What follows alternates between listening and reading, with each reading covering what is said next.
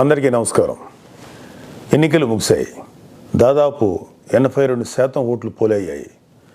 ఇది ప్రజాస్వామ్యంలో మంచి పరిణామం. కానీ ఇదే సమయంలో ప్రజలందరం చాలా అప్రమత్తంగా ఉండాలి.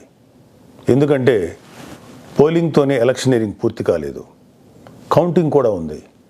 ఓటమి కళ్ళ ముందు కనిపించడంతో వైసీపీ అసురగణం ఎంతటి అరాచకానికి ఒడిగొడుతుందో పల్నాడు, తాడిపత్రి, తిరుపతిలో చూసాం. సైకోపాత్ అనే మాట మనం వింటూ ఉంటాం.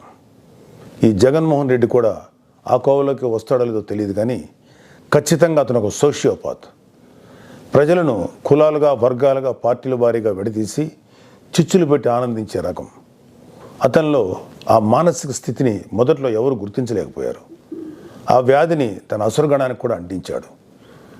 ఈ సోషియోపాత్ మానసిక స్థితి రోజు రోజుకి ముదిరిపోయింది. ఓటమి కనిపిస్తుండటంతో వైసీపీ ముఠాలు ఉన్మాదంతో ప్రజల ఇళ్ల మీద పడి అరాచకం సృష్టిస్తున్నాయి.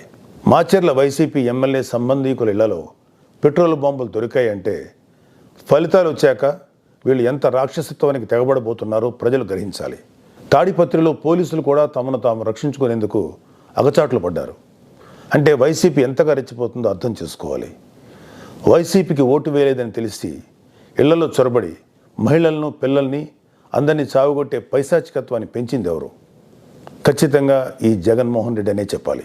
విశాఖపట్నంలోని కంచరపాలెంలో ఓ కుటుంబం కూటమి అభ్యర్థులకు ఓటు వేసిందని తెలిసి వైసీపీ గుండాలు ఆ ఇంట్లో మహిళలను, చదువుకుంటున్న పిల్లలపై దుర్మార్గంగా దాడి చేసింది. గర్భంతో పుట్టింటికి వచ్చిన మహిళపైన తీవ్రంగా దాడి చేశారు. అంటే వైసీపీ రాక్షసత్వం ఏ స్థాయిలో ఉందో తెలుసుకోండి. ఇలాంటివన్నీ తెలుసుకొని చిక్కటి చిరునవ్వులు చెందించే వ్యక్తిని ఏమనాలి? మహేష్ బాబు స్పైడర్ సినిమాలో విలన్ సూర్య గుర్తొస్తున్నాడు కదూ. ఉత్తరాంధ్ర నుంచి రాయలసీమ వరకు ఎన్నికల అనంతరం హింసను ప్రేరేపించడంలో వైసీపీ ఓటమి కనిపిస్తుంది. రాబోయే ఓటమిని కప్పిపుచ్చుకునేందుకే ఈ దాడులు చేస్తుంది. ఈవీఎంలు భద్రపరిచిన స్ట్రాంగ్ రూమ్స్ దగ్గర కూడా భద్రత పటిష్టంగా ఉంచాలి. అక్కడ సెంట్రల్ గవర్నమెంట్ వారిది 3 అంచెల సెక్యూరిటీ ఉంది. అయినా కూడా అక్కడ మన కూటమి పార్టీల ప్రతినిధులు నిరంతరం పహరా ఉండాలి. ముఖ్యంగా మన జన సైనికులకి, వీర మహిళలకి నా అభ్యర్థన ఏంటంటే, ఎక్కడైతే జనసేన పోటీ చేసిన ప్రాంతాల్లోని ఈవీఎంస్ భద్రపరిచిన స్ట్రాంగ్ రూమ్స్ ఉన్నాయో అక్కడ మన జన సైనికులు వాలంటీరింగ్ చేసి కాపులాగా కూర్చోవాలి. ఈ అవకాశాన్ని ముఖ్యంగా మనం వదులుకోవద్దు, వాడుకుందాం. ఈ వైసీపీ దుర్మార్గులను ఏ దేశంలోనూ తేలిగ్గా తీసుకోవద్దు. వాళ్ళు ఏ అరాచకానికైనా, దౌర్జన్యానికైనా తెగబడతారు.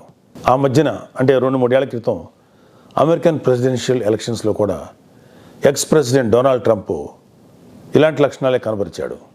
ఎన్నికల్లో ఓడిపోతున్నాను అని తెలిసాక కూడా నేనే గెలుస్తున్నాను, గతం కంటే గట్టిగా ఓట్లు వచ్చాయని ప్రచారం మొదలెట్టాడు. ఫలితాలు వచ్చాక కూడా నానా యాగి చేసి కుర్చీ వదలంటే వదలని అలాగే భీష్మించి కూర్చుంటే వైట్ హౌస్ నుంచి పంపేశారు. దాదాపు ఇలాంటి లక్షణాలే మన ఆపద్ధర్మ ముఖ్యమంత్రి జగన్మోహన్ రెడ్డి కూడా ప్రదర్శిస్తున్నాడు.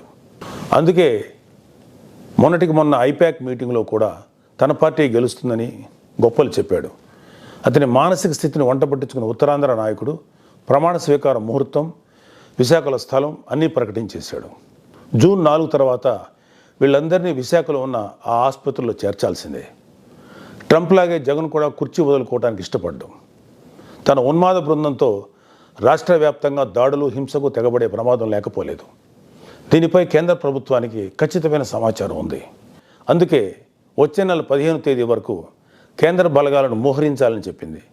మన వంతుగా కౌంటింగ్ ముగిసే వరకు కౌంటింగ్ కేంద్రాల దగ్గర, పార్టీ కార్యాలయాల దగ్గర కూటమి శ్రేణులు అప్రమత్తంగా ఉంటూ ప్రతి కూటమి కార్యకర్త ఈ కేంద్రాలను పర్యవేక్షిస్తూ ఉండాలి. ఆంధ్రప్రదేశ్ రాష్ట్రం ఈ అరాచక శక్తుల చేతుల నుంచి అభివృద్ధి సాధకుల చేతులకు మారే సమయం దగ్గరలోనే ఉంది. అందరం ఆ శుభగడి కోసం వేచి చూద్దాం. జై జనసేన, జై హింద్.